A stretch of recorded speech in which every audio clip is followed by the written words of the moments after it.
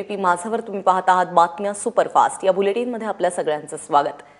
राज्यातील पहिला टोल नाका मध्यरात्रीपासून बंद झालेला आहे। भिवंडी बायपासवरील खारेगाव टोल नाका आज मध्यरात्रीपासून बंद झालाय। मुंबई नाशिक महामार्गावरील रस्त्याची उभारणी आणि त्याच्या देखभालीचा खर्च वसूल झाल्याने राज्य सरकारने 13 मेच्या मध्यरात्रीपासून हा टोल नाका बंद करण्याचे आदेश दिले होते। त्या आदेशानुसार हा टोल नाका आता बंद झालाय। त्यामुळे या रस्त्यावरती प्रवास करणाऱ्या वाहन चालकांचे पैसे वाचतील। त्याचबरोबर टोलनाक्यामुळे होणाऱ्या वाहतूक कोंडीतही प्रवाशांची मुक्तता होणार आहे। दरम्यान टोलनाक्याप्रमाणे इतरही टोलनाके बंद करण्याची मागणी मनसे करत आहे। कोल्हापूर, सांगली, सिंधुदुर्गात विजांच्या कडकडाटासह पाऊस झालेला आहे। तिकडे सिंधुदुर्गातील कुडाळ तालुक्याला पावसाने झोडपून काढलेला आहे। जिल्ह्यातील नांदगाव, ओरोस, कुडाळ, सावंतवाडी, दोंडामार्ग, कणकवली, वेंगुर्ले, मालवण तालुक्यांमध्ये देखील अवकाळी पाऊस झालाय। सांगलीतील तासगाव तालुक्यातील वडगावमध्ये वीज अंगावर पडून 2 शेतकऱ्यांचा मृत्यू झालाय। तिकडे वाशिम शहरात अवकाळी पावसानं हजेरी लावली। फक्त 10 ते 15 मिनिटं बरसलेल्या पावसाने वातावरणात सुखद गारवा निर्माण झालाय। मुंबईतल्या काही भागांमध्ये पावसाची रिपरिप काल पाहायला मिळाली। अंधेरी आणि परिसरामध्ये तुरळक सरी कोसळल्या।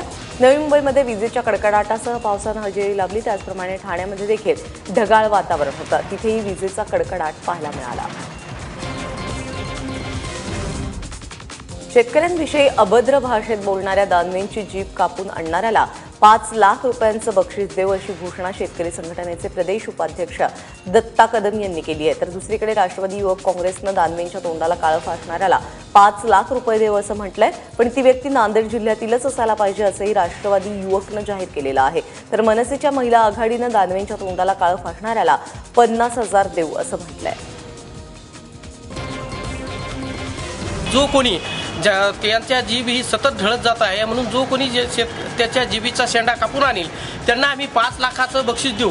आणि ते 5 लाख रुपये आमच्याकडे नाहीत, पण जुन्या काळी जसं खळं जमा करायचं तसंच आम्ही हे भीक मागून 5 लाख रुपये ते जीभीचा शेंडा आणणाऱ्यास कुणीही असो तो त्याला आम्ही 5 लाख रुपयाचं बक्षीस देणार आहोत।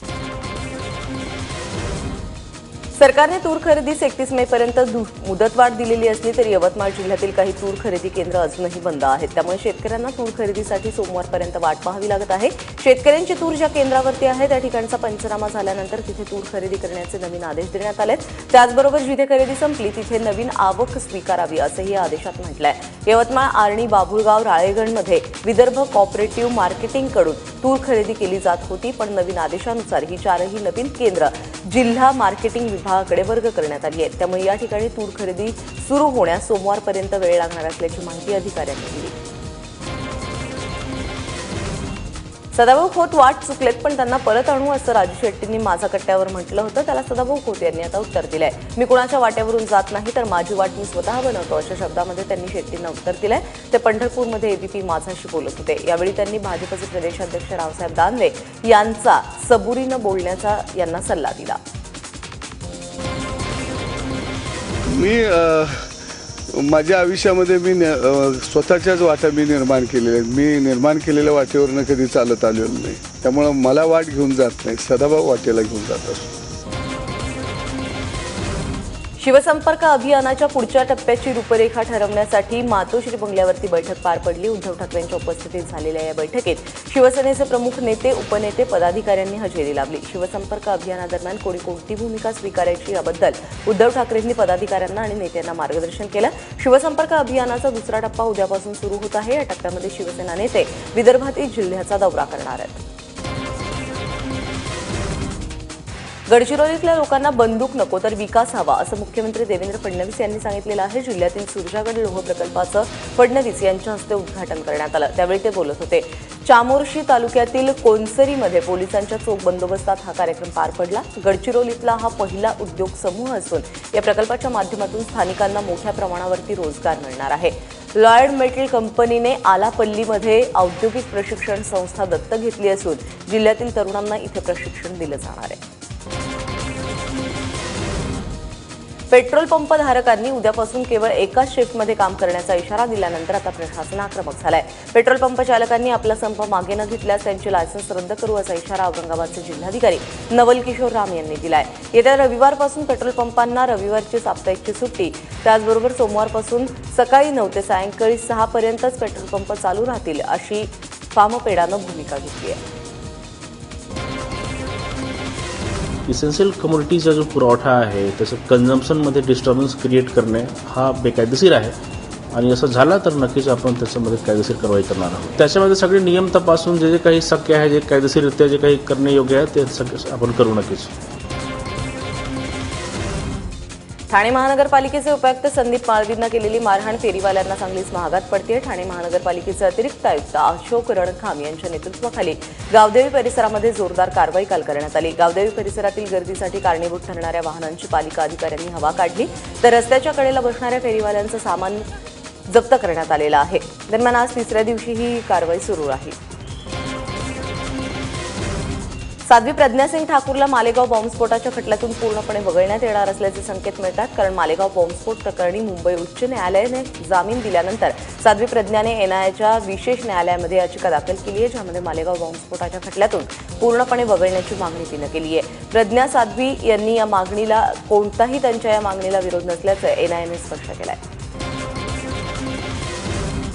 औरंगाबाद पोलिसांनी परिस्थितीवरती नियंत्रण आणणारा ड्रोन विकसित केलेला आहे. ड्रोनच्या माध्यमातून जमावावरती लाल मिरची पूड फेकून नियंत्रण मिळवता येणार आहे. शहरामध्ये निघणारे मोर्चे आंदोलनं हाताबाहेर गेल्यास या ड्रोनचा वापर केला जाऊ शकेल. या ड्रोनमध्ये 1 किलो मिरची पूड साठवता येऊ शकते. लॅबमध्ये प्रक्रिया केलेली ही मिरची पूड फवारल्यानंतर 5 ते 7 मिनिटं ती व्यक्ती निष्क्रिय होऊ शकणार आहे. तसंच एखादा गुन्हा घडल्यानंतरही आरोपीचा पाठलाग करताना हा ड्रोन उपयुक्त ठरेल.